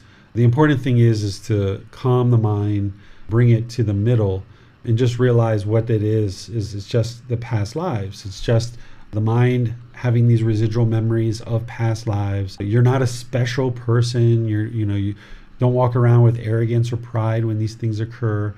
But if you experience those emotions, just the same thing, same part of the Eightfold Path is train the mind to cut that off and let it go, and just realize like, okay, wow, that's really true, that the cycle of rebirth is really true. And you can observe those past lives and know that that's what occurred. And sometimes observing past lives can actually help you understand what's going on in this life a bit better. And that can also produce a certain amount of emotion as well. That oftentimes we go through this life not knowing about our past lives, and all these different things are happening. And then once we start observing past lives, it starts giving us insight and clarity of why we're experiencing the things that we're experiencing in this life. Because certain things that we experience are based on previous decisions, but not all, but just some. So oftentimes observing past lives can give us insight about what we're experiencing in this life. But then you've got to let that go and just continue to practice and continue to move forward with your practice. Yes, sir. That was going to be the second part of my question, was can we gain any wisdom from observing past lives? Thank you, sir. You're welcome. It appears we have no more questions at this time. All right, so we'll move to chapter 38. Okay, let's go to Allie for chapter 38. Thank you, Miranda. See as it really is. This world become a place by touch of sense afflicted, utter its own greed, whatever conceit one have, therein is instability, existent in an other, bound to existence, yet in existence it rejoices. Excitement therein is fear, and what it fear is harm. For abandoning existence, this Brahma's life is lived. Whoever ascetic or Brahman have said that by existence is released from existence, all of them are unreleased from existence, I declare. But whatsoever ascetic or Brahman have said that by the stopping of existence, there is a repute from existence, all such are not free from existence, I declare. It is due to the foundation that this harm is produced. By the ending of all crafting, there is no production of harm. Behold, this many world, by ignorance afflicted, come into existence, and thus with what has become excited, yet from existence not released, yet all existence, wherever and in whatever state they are, all are impermanent and harm and doomed to change. In one who sees as it really is by perfect wisdom, the craving to exist is left. The joy not in its slaying, but craving complete ending, complete stopping is Nibbana, enlightenment. Thus become cool that monk, no more reborn, no more existence. Beaten is Mara. He won the fight, escape all future existence. All right. Thank you, Ali. So here I just took apart this teaching and I put the Buddha's words in bold, and then I gave you an understanding of what that is, because here he's speaking a little bit more removed than what he normally speaks. He typically speaks, utterly clear, just really straightforward, explains to you what he's sharing. Where here it's a little bit more removed, and having a little bit more understanding will really help you. So rather than go through and describe all of this, if you've read this, I'll just invite you to ask any questions, because I go word for word and go into a really detailed description of each aspect of what the Buddha is sharing here. So I'll just open up to any questions that you guys have on this chapter, if any. It's not about this chapter, but about chapter 38, sir, on Facebook. Amina asks, this quote, "By the ending of all grasping, there is no production of harm." Should we interpret this to mean that once and only after we are free from all attachments, that we can be assured to do no harm to ourselves or others? So the grasping here, by ending of all grasping, there is no production of harm. So grasping is craving, desire, attachment, the mental longing and strong eagerness. Whenever there's craving, desire, attachment, that means there's central desire there, and a being is having certain cravings, certain selfish desires. And as long as we're grasping, as long as we're longing and yearning, as long as we're having craving, desire, attachment, then we're making decisions based on our own selfish desires. And that means that there's going to be harm that we're producing. But when we eliminate our craving, desire, attachments, and we're working towards things as a goal or an objective, then we can make decisions that are working towards our objective without this yearning and this longing. Because if there's longing and yearning, then there's going to be harm that we produce, because we're only looking out for our own self-interest. But when we're just pursuing things as a goal or an interest, we can do that thing today, we can do it tomorrow, we can do it next week. We're completely content either way. We don't have this yearning and longing. So that's why there's the ending of the production of harm, because you're no longer making selfish decisions only for your own self-interest. Thank you, sir. Mm-hmm. It does not appear that we have any more questions on this chapter, sir. All right. So you guys can read that if you haven't read it already. And if you have questions, you can put them in the Facebook group, or you can send me a private message or schedule a personal guidance session. Okay, let's go to Jan for chapter 39. Thank you, Miranda. One who develops mindfulness of death diligently for the destruction of the taints. Monks, mindfulness of death, when developed and cultivated, is of great fruit and benefit, culminating in the deathless enlightenment, having the deathless as its conclusion. But do you monks develop mindfulness of death? When this was said, one monk said to the perfectly enlightened one, "Venerable sir, I develop mindfulness of death." Monks, the monk who develops mindfulness of death thus, "May I live just a night and a day so that I may attend to the perfectly enlightened one's teaching. I could then accomplish much. May I live just a day so that I may attend to the perfectly enlightened one's teaching. I could then accomplish much. May I live just half a day so that I may attend to the perfectly enlightened one's teaching. I could then accomplish much. May I live just the length of time it takes to eat a single alms food meal so that I may attend to the perfectly enlightened one's teaching. I could then accomplish much. May I live just the length of time it takes to eat half an alms food meal so that I may attend to the perfectly enlightened one's teaching. I could then accomplish much. May I live just the length of time it takes to chew and swallow 4 or 5 mouthfuls of food so that may attend to the perfectly enlightened one's teaching. I could then accomplish much. These are called monks who dwell carelessly. They develop mindfulness of death sluggishly for the destruction of the taints. But the monk who develops mindfulness of death thus, may I live just the length of time it takes to chew and swallow a single mouthful of food, so that I may attend to the perfectly enlightened one's teaching, I could then accomplish much. May I live just the length of time it takes to breathe out after breathing in, or to breathe in after breathing out, so that I may attend to the perfectly enlightened one's teaching, I could then accomplish much. These are called monks who reside determined. They develop mindfulness of death diligently for the destruction of the taints. Therefore, monks, you should train yourself thus. We will reside determined. We will develop mindfulness of death diligently for the destruction of the taints. Thus should you train yourself. Okay, thank you, Jan.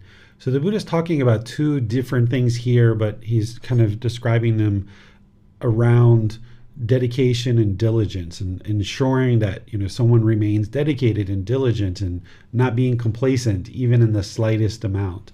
But what he's talking about here with mindfulness of death or awareness of death, this is where I've talked with some of you guys where you're interested in understanding how to eliminate attachment to somebody, to a certain individual. You can develop the mindfulness of death or awareness of death of other people's death, and also your own death. If you fear death, you can actually sit and reflect and contemplate death, not like you would like to kill yourself, but reflect on your own death as if you have actually died, or your mom or your dad has actually died, or your child or your life partner or somebody like this, because you're going to have to confront death of your own death and other people's death at some point in your life. It's unavoidable. You can't avoid not confronting death. And you can confront that on your own terms by going through reflection and spending 20, 30 minutes seeing what feelings arise as you're contemplating that and you're reflecting on that, and then deal with that while the people are alive. Or you can try to avoid that contemplation because you fear that, you have an aversion to that, but you're going to confront it at some point in the future when that person potentially dies prior to you, or your own death. So if you do this on your terms, you can actually get the mind to the point where it accepts your own death and it accepts the death of others. It understands the impermanence, and then you're able to eliminate the taint. The taint that the Buddha is talking about here is the 6th and 7th taint, which is desire for form, to be reborn into a form realm of animal or human, and desire for formless, which is the desire to be born in either the hell, afflicted spirits, or heavenly realm. You need to eliminate those two taints along with the others in order to get to enlightenment. Because if you have a desire to exist in the cycle of rebirth, then the mind has not yet eliminated the craving, desire, attachment for existence, which are those 6th and 7th fetters. And if you fear death, then the mind has not yet let go and realize that this is part of life and that you are going to experience death. So developing mindfulness of death or reflecting and cultivating on your own death is really helpful for you to confront your own death and eliminate the desire for form and desire for formless. And having mindfulness of death or reflecting on the death of others will help you to eliminate the attachment to others, because you can kind of live that experience. But then after you've done that 2, 3, 4, 5, 8, 10 times, and each time you emerge with less and less emotion, you emerge with no strong feelings, and you've done that multiple times, and you're like, okay, well, I've just kind of accepted this. Then you can enjoy the rest of your life with this person and living in harmony with this person, because you're no longer clinging and craving for this person to be permanent. So that's what the Buddha is talking about here with mindfulness of death. But he's using that as a way to really, truly talk about diligence. He's talking about dedication, determination, and diligence.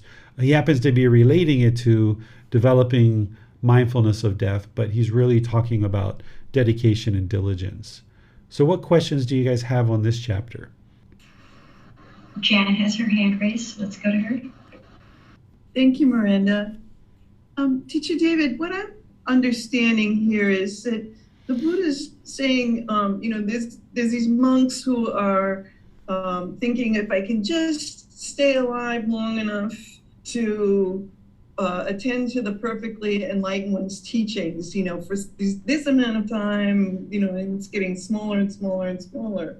And the Buddha's saying that this is not the way that you should be thinking. Am I correct about that? It seems to be comparing them to a monk who's like, let me just be able to swallow or breathe in, or Yeah, so he's talking about he's talking about not allowing this complacency to set in where you're like, well, I've got the next day, I've got the next night, we'll kind of get to it when we get to it, kind of thing. That's where the mind can be indifferent. And he's saying, let's have more dedication, let's have more diligence than this, as if like you're only going to get this single mouthful of food in the time that it takes me to chew that and swallow that. So let's have this dedication and diligence as if that's the only amount of time that we're going to get to learn and practice these teachings. Thank you, sir. You're welcome. Where you see this, sometimes, maybe like a young person, 18, 20, 25 years old is like, I'll get to that Buddhism stuff when I'm like 50 years old or 60 years old, really delaying it. But the Buddha is even bringing it into even, more timely, where it's like, okay, even, just living, may I live one night and one day. Even that's too complacent, is what the Buddha is basically saying. And interesting enough is if we did learn these teachings when we were 18, 20, or even younger, we would experience a much different life than we experienced having not known these teachings. Teacher David, thank you. I finally have a related question. So I find it more troubling to think at this point that, oh, geez, I might have to be reborn and go through all of this all over again than the idea of dying. Mm-hmm. So it upsets me more that I might have to do this all over again. And I don't know, I could use some guidance in this contemplation. I don't know if that's a profitable way for me to be thinking, or, how could I use that thought to benefit myself? Does that make sense? Yeah, what I did is I used the idea and the teaching and the understanding of this cycle of rebirth as motivation. As, my life, my early years were very difficult, very challenging. Of course, I had certain enjoyments and certain pleasures along the way, but there was a lot of sorrow and despair and misery along the way. And I was like, I'm not interested in coming back at all. This is before having observed prior lives and not knowing whether the cycle of rebirth was really true or not. And I was of the thinking of, even if there's like 0.25% that the Buddha was right about the cycle of rebirth, and that I would need to come back and do all this all over again, and I have been doing this all over again, I'm not interested in that. So let me use it as motivation and encouragement to not be complacent. So that's the way I would use it if I were you, is just as motivation and encouragement, but don't have this craving like, oh my goodness, I'm going to be reborn, and really fear that. If that's indeed what needs to occur, then that's what needs to occur. We've been reborn multiple times, countless times in the past. This is just one of countless rebirths that we've experienced in the past. If there needs to be rebirth, then so be it. Then that's the way that I would look at it. Then so be it. I'm going to do the best I can do in this life to get as close to enlightenment or enlightened that I can.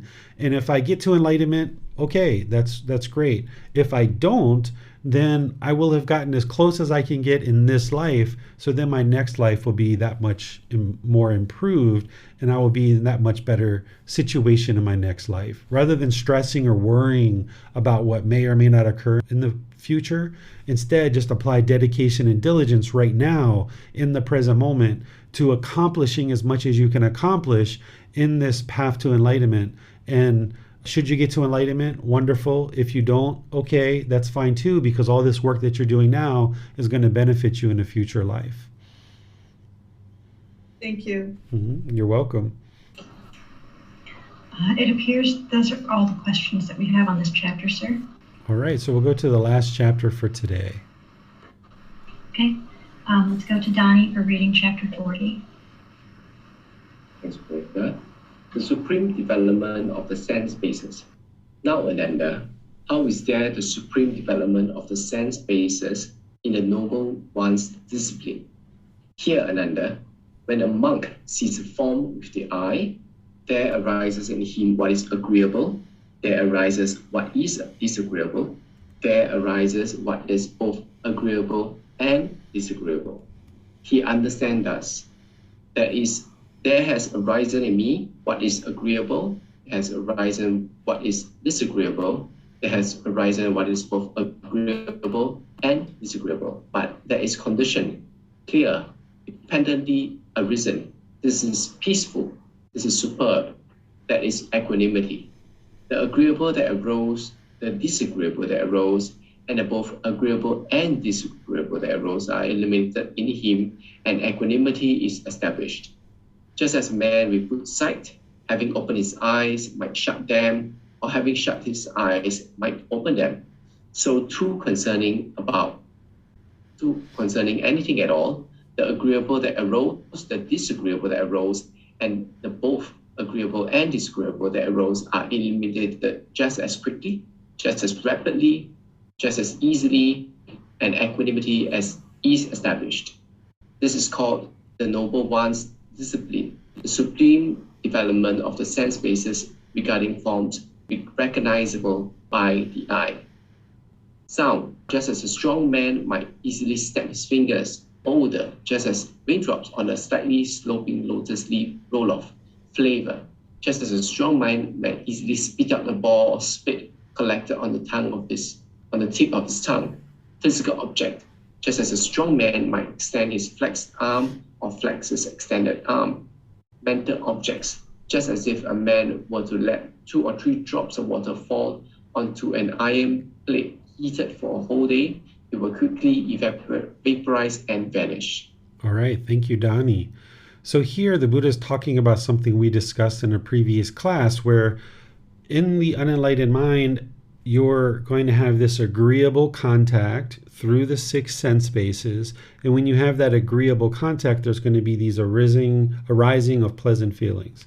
When you have disagreeable contact through the 6 sense bases, there's going to be this arising of painful feelings. But what the Buddha is explaining here is that you eventually get to the point where the agreeable and disagreeable that arose are eliminated, that you no longer see things as agreeable contact or disagreeable contact, that those diminish. And then that's where equanimity, or this evenness of temper, is established. Because as long as there's craving, desire, attachment in the mind, there's going to be something that you agree and you say, oh, this is agreeable. This is what I want. This is what the mind craves. This is what it yearns for. This is what it longs for. This is agreeable. As long as there's craving, there's going to be this rising of conditioned pleasant feelings. And as long as there's that, there's going to be this disagreeable as well, where there's going to be this arising of conditioned painful feelings. But when that all diminishes and you just see it as contact, that there's some form that you see, there's some sound, there's some odor, there's some flavor, there's some physical object or mental object. All these things are just happening. They're all impermanent. You don't necessarily agree with them or disagree with them. It's just all happening and they're just all impermanent. And your mind's not craving one thing or the other. So therefore the mind can be even keeled, or this equanimity, this calmness and composure in all situations. Whereas if you heard a song that your mind had a craving to hear and this was agreeable to you, you're going to get these pleasant feelings. But then when you hear this song that you don't like and it's disagreeable to the mind, you're going to get these painful feelings. But in those situations, if you can just understand that all these things are impermanent and you don't need to see it as agreeable or disagreeable, it's just sound. It's just sound that's coming into the ear. It's impermanent. Eliminate this agreeable and disagreeable, then the mind can be calm, composed. When you hear that song that your mind didn't like in the past, it's like, okay, well, it's just a song, it's impermanent. So why do I have to sit here and allow the mind to be shaken up by it? So it's no longer disagreeable because you no longer have these craving, desire, attachments for the agreeable. And the Buddha is explaining that you can eliminate this very quickly and very rapidly. So just as a man with good sight, having opened his eyes, might shut them, or having shut his eyes, might open them, so too concerning anything at all, the agreeable that arose, the disagreeable that arose, the both agreeable and disagreeable that arose are eliminated just as quickly, just as rapidly, just as easily, and equanimity is established. So just like the person might, open their eyes and shut their eyes, the Buddha is saying that as you develop the mind and these agreeable and disagreeable are eliminated from the mind, then you can establish this equanimity. And then he talks about it here as eyesight, talking about the eye sense base, but he also talks about it through these other ways and these other analogies for the other sense bases. So that's what you ultimately need to get to. And you're doing that through breathing mindfulness meditation. You're doing that through practicing generosity. Those are the generalized trainings that you're practicing to train the mind to get this discipline. But then, like we talked about in this class, when you observe the mind craving through these sense bases, you restrain it, you pull it back, you cut off that craving and let it go. Don't allow the mind to long and yearn through these sense bases. And that's how you ultimately get to the point where all craving is eliminated and there's no longer this agreeable and disagreeable. So therefore, there's no longer these conditioned pleasant feelings and conditioned painful feelings. The mind is just always calm, composed, and peaceful because it doesn't want or desire or crave or yearn or long for anything specific. The mind can be peaceful, calm, serene, content with joy in any and all situations. Any questions on this chapter? There does not appear to be any questions at this time, sir. All right. Well, thank you all for joining for today's class. The next class, next Saturday, we're going to be finishing out Volume 9, which is chapters 41 through 47. So we just have 7 chapters to cover next week. So you can read those ahead of time and prepare for class, and then that might elicit certain questions in the mind that you need clarity for in class. So if you read those before class, it'll be really helpful for you. And then you kind of gradually read just a chapter or 2 per day, and then you gradually implement those teachings into your life. And then we talk about them here. So you kind of have a week of digesting them and really sitting with those teachings rather than just, a couple of hours like we spend in class. So next week on Saturday, we'll be in chapters 41 through 47, and then we'll move into the next book, which will be Volume 10 on the subsequent class. Tomorrow in the group learning program, which will be Sunday, we're going to be in chapter 2 of Volume 1, which is titled Why Study Gotama Buddha's Teachings. So there you can read what I shared in terms of why I feel someone should study Gotama Buddha's teachings. And then tomorrow we're going to have a group discussion about this as part of our group learning program. And then on Wednesday, we're going to be doing our second class of our 4-part series of loving kindness meditation. So I'm going to be refreshing your memory about what I taught on loving kindness meditation, and then we'll actually do a loving kindness meditation session together. So I'll see you in a future class. Have a very lovely rest of your day. We'll see you next time. Thank you so much. Sawadee khap. Thank you for listening to this podcast. To provide support for this podcast, visit patreon.com/support Buddha. To access more teachings, visit buddhadailywisdom.com. There, you will discover a full range of courses, retreats, and online resources to assist you on the path to enlightenment. Remember to establish a daily, consistent meditation practice, along with learning and practicing these teachings. A well-developed meditation practice is the foundation in which to train the mind to attain enlightenment.